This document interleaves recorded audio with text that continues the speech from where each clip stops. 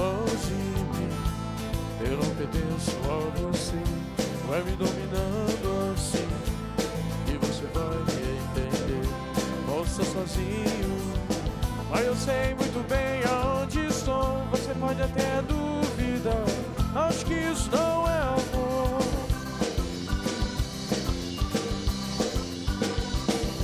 Será só imaginação?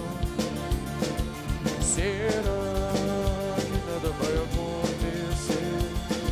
Será que é tudo isso em vão?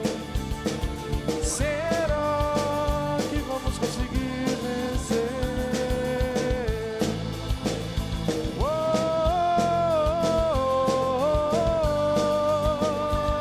brigar pra quê? Cê sem querer. Quem é que vai nos proteger? Será que vamos ter que responder pelos erros ao mal? Eu e você.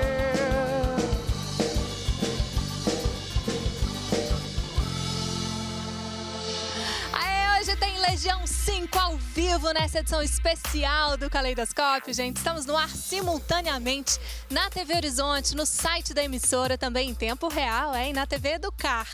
Várias cidades do Brasil recebem o nosso sinal e estão curtindo o programa. Lá em Caceara, no Tocantins, tem uma galera conectada com a gente. Então, para toda essa moçada aí, também para quem nos assiste pela Parabólica, em qualquer lugar do Brasil, vai aí meu abraço, hein? E para quem está em BH, aproveite para se cadastrar nas promoções do programa lá no site da TV Horizonte. Aqui no programa tem presente Clete esperando. A cada 15 dias, um sortudo é escolhido para levar para casa uma camisa masculina com estampas inspiradas na natureza e na cultura mineira.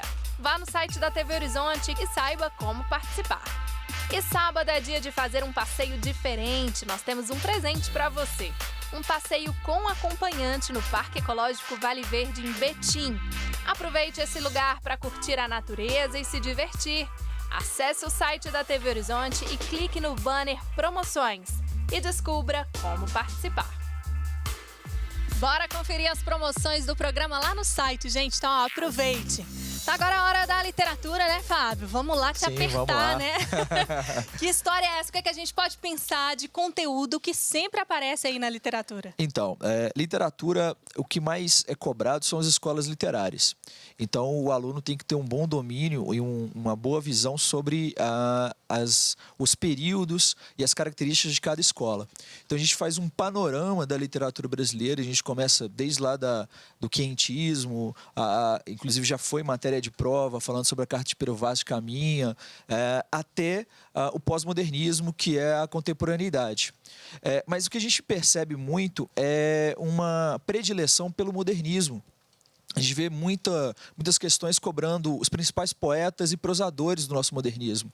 Então, a gente vê, por exemplo, Vinícius de Moraes, Drummond, a gente vai encontrar Murilo Mendes, Cecília Meirelles, que caiu ano passado, Graciliano Ramos. Então, são autores que são sempre com uma temática social, e cobrando também a estética desse autor, né? Uhum. Por exemplo, você comentou da questão das letras de música também podem cair e podem se associar com questões de literatura. Então, ele pode cobrar uma letra de música associada com um poema, né? Isso pode acontecer. Nada impede de cobrar, por exemplo, uma canção do Legião Urbana, Que País é Este, com uma questão, um poema do Drummond, em que Bem o Drummond contemporâneo, né? exatamente, tratando sobre como se vê a questão social hoje no país. Então, uma dica que eu dou é para que os alunos, eles, primeiro, tenham mais ou menos gravado os principais autores de cada fase, para que quando eles vejam a questão, eles olhem a fonte, saibam que poeta é aquele, que autor é aquele e associem rapidamente ao contexto. Para ajudar a identificar, né? Porque ajuda muitas demais. vezes é essa dificuldade que eles têm que pegar um texto e entender que estilo que é aquele, né? Exatamente. Muitas das vezes não compensa você ficar lá perdendo tempo em fazer uma análise de um poema no meio da prova se você não tem... se você não sabe exatamente o que a questão está te pedindo. Então, você vai no enunciado, Você dá uma olhada na fonte e você já tem mais ou menos ali o que você pode esperar das opções. Né? Legal. Isso te dinamiza o tempo, porque você não pode perder muito tempo na hora da prova, porque você tem, além de outras questões, a redação no dia. Ah, ufa, né? Ó, dica boa. Bom, Rodrigo, e no inglês, né? O que a gente tem aí? O que a gente pode esperar, né, em língua estrangeira, Bom, principalmente nas questões, a forma como é cobrado? Muita gente fica na dúvida da questão da gramática, da interpretação. E as questões, muitas vezes, estão em português, né? Isso também pode ser Sim, na verdade, essas questões já são em português, né? São apenas 5 questões, porém há uma divergência assim, de ideias sobre essas questões, porque as questões são pequenas, na verdade, elas são em números pequenos, porém as questões são muito grandes, né? Tem muito texto e muita interpretação. Então, essa visão da gramática, da importância da gramática, essa visão já caiu por terra para a prova do Enem. Né? Então, a gente trabalha muito com interpretação de texto, o que nossos colegas já falaram aqui sobre as fontes, né? Saber de onde esse texto vem, se é um poema, se é uma letra de música, se é um artigo, se é uma biografia. Já veio a biografia do Steve Jobs, já veio. E são questões em português. Isso é muito bom. E ela vai em contraposição com o que a gente chama de ensino de língua hoje. Né? Algumas das metodologias usadas atualmente, elas meio que distanciam das traduções. Sim. Porém, ainda para o Enem, isso é necessário, né? Porque as questões são em português.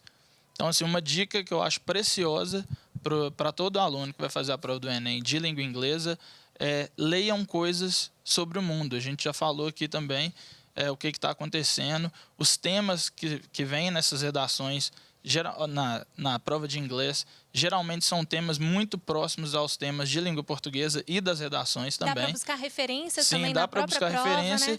E uma outra palavra que está em voga, e nossa colega de língua portuguesa já citou, que é hipertexto. Né? Hipertexto é toda essa parafernália que está em volta do texto. Né? Olha só. Então, é muito interessante para o aluno ler isso e ter essa noção, sabe? Eu preciso saber de onde que esse texto é, que é a mesma referência que a gente tem para a literatura também, para a gente conseguir contextualizar. Então, assim, o título é muito importante, quem escreveu é muito importante, se veio da CNN, se é da BBC, será que é uma tirinha? Não, a tirinha é de quem? Ah, esse cara é muito sarcástico, né? Então, essas dicas de conhecer o mundo previamente, antes de ir para a prova, eu acho que são dicas muito importantes para o aluno. Maravilha, atenção aí nesses detalhes, Exato. né? Boa.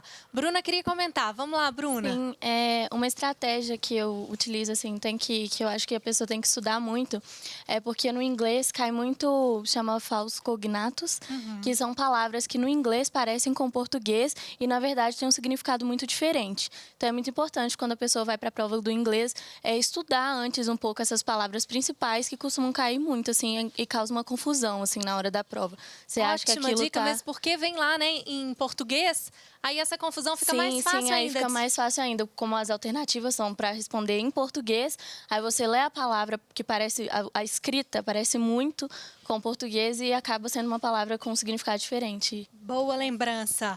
Bom, o Rodrigo trouxe aqui algumas referências do que a Ludmilla até tinha comentado também. E logo no início da fala dele, teve algo curioso dos textos grandes, né? Ao longo dessa nossa maratona aqui, a gente identificou isso na prova como um todo, né? São textos longos. Os meninos comentaram também, é uma maratona mesmo, a gente tem que se preparar, fica cansativo. Ludmilla, tem alguma estratégia, assim, para facilitar a vida do estudante, para melhorar um pouco a forma, né, de ir condensando aí esses textos? Bom, tem. Né?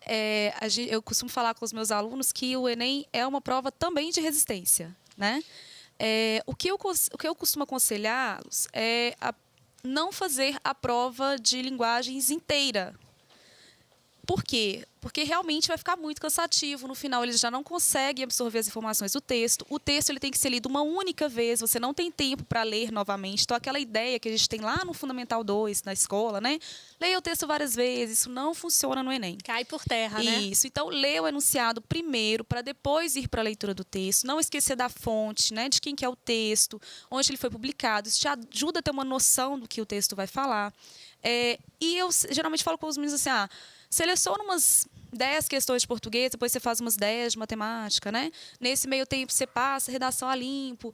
E assim, isso vai ajudando bastante. Né? Eles têm que realmente conseguir fazer a prova até o final. Né? Não deixar a questão para trás. Bom, temos ali mais comentários também. Eu queria ouvir vocês, né? Como é que vocês usam algumas estratégias para ir treinando, né, gente? Vamos lá? Eu tenho uma técnica parecida com o que ela disse, que eu começo com a prova de redação, que você está mais relaxado. Aí eu leio o comando da prova e já vou pensando nas ideias. Aí, enquanto isso, eu faço a prova de inglês, que são 5 questões. Aí enquanto eu estou fazendo a prova de inglês, já vou pensando nos argumentos para anotar no que chama brainstorm, né? Que ela vai comentar as 10 principais, entendeu? Aí eu vou fazendo 15 de português, 15 de matemática, alternando porque são pensamentos diferentes, né? Aí você vai descansando um pouco. Aí é 15, 15 e passar a redação a limpo. Muito bom, Luiz. Mais alguém? Lá atrás, ó. Deixa eu ouvir. Uma outra dica em relação à prova de inglês, às vezes o aluno está muito cansado, né? Já está no meio da prova e cada aluno tem uma preferência por qual disciplina iniciar a prova, certo? Então, quando ele chegar na prova de inglês, se ele já estiver bastante cansado, ele vai ler primeiro as questões em português para depois ir para o texto. Por quê? Porque quando ele lê as perguntas, que vão estar todas em português, ele vai ter uma noção maior do que o texto vai falar. Olha e ele só. vai saber quais parágrafos ele vai focar mais na hora da leitura do texto. Gente, essa galera tá preparadíssima. Tem alguém que tá ansioso aí? Porque nós estamos na reta final, vocês estão assim, ó. Tem ansiedade? Levanta a mão aí. Até o professor aqui, ó. Fica, né, gente? Porque a gente torce também, né? A gente sofre junto. Tem mais comentário aqui. A ansiedade é a mil, também a vontade de fazer a prova, sabe? Eu tô com uma ânsia tremenda para chegar logo 5 e 6 e mostrar o quão capaz eu sou. Olha Entende? que coisa boa, muito bom. Isso também é técnica para acabar com o adversário, né? Você deixa o adversário tremendo. O que tá nervoso agora ficou mais ainda. Não, com certeza, pode ter certeza que eu vou fazer de tudo para superar sua nota. Boa, qual curso que você tá de olho, hein? Particularmente, eu tenho vários cursos na minha mente, mas a princípio eu quero só 2, Economia e Educação Física. Gente, só 2, ele é super modesto. Você que tá em casa, quer participar aqui com a gente, tá em tempo, hein? Ó, tem um Twitter, tem um Snapchat, no @Caleidoscópio TV. Nós vamos só pro intervalo, gente, é rapidinho. Já tem mais esse bate-papo aí, não sai daí.